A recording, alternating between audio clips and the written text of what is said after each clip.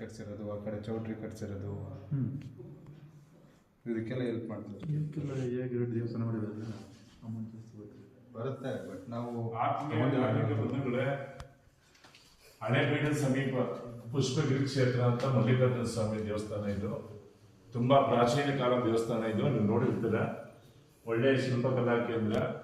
ಚೋಳರ ಕಾಲದಲ್ಲಿ ನಿರ್ಮಿತವಾಗಿರುವಂತಹ ಒಂದು ಪುರಾತನ ದೇವಸ್ಥಾನಗಳಲ್ಲಿ, ದೇವಾಲಯಗಳಲ್ಲಿ ಇದು ಒಂದು.